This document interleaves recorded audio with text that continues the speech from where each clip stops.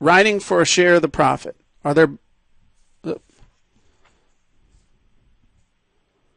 Do you recommend writing directly for a business owner on commission, i.e. take a percentage of sales from a sales letter you write, for instance? How do you protect yourself from someone who doesn't want to pay based on they are impossible to please? Already making money on Fiverr based on what you taught on last week's webinar. Thanks, Jim. Well, first of all, awesome. That makes me feel great. So, well done. And the one thing that you can do is set it up to automatically, in some cases, get paid.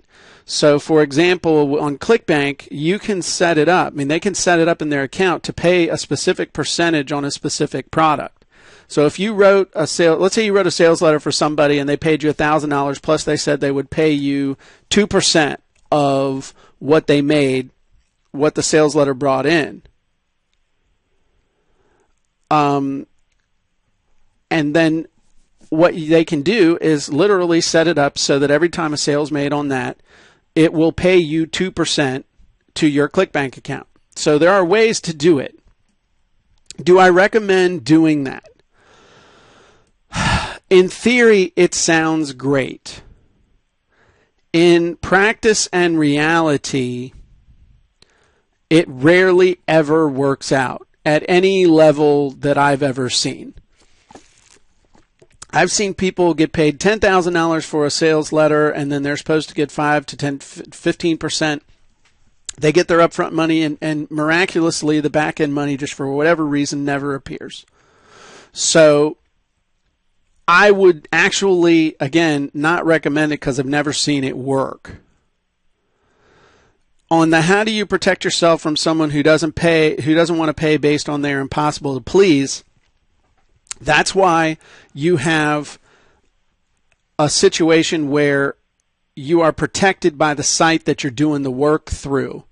Because all of these sites that I've talked about now have an escrow account built into them. On Fiverr, somebody pays for the gig before it gets assigned to you.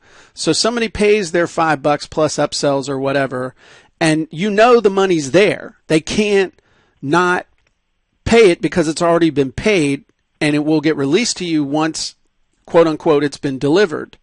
If you are extremely clear, and that's the thing, you got to be extremely clear about what the deliverable is so that a normal person is going to see that and say, okay, this is exactly what they're going to deliver. If it were to go into some kind of arbitration or somebody at one of these sites has to get involved, and they don't do legal stuff, they'll just say, this is what I think. But it's got to be real clear what the expectation is, and then somebody could look at it and say, they delivered it or they didn't deliver it. And we're talking about amounts of money here that are so low and amounts of time that are so low, especially on like Fiverr or something like that, then if they're a huge pain in the ass, after one or two passes, you just refund their money and you walk away. Just stop.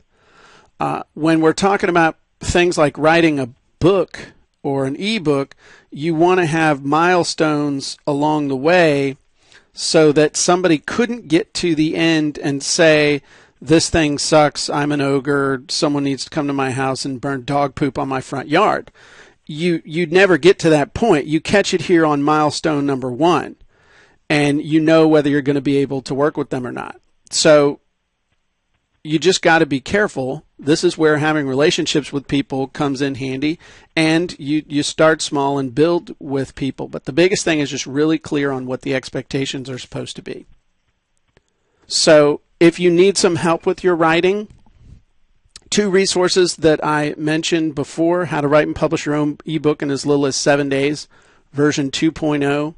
You can go to 7dayebook.com, and you can get the best course on the entire internet for writing and publishing an ebook for $29. You can't beat it. And if you bought it 10 years ago, I've updated it. I've added a bunch of stuff. And so if you need to, buy it again. Get the new version.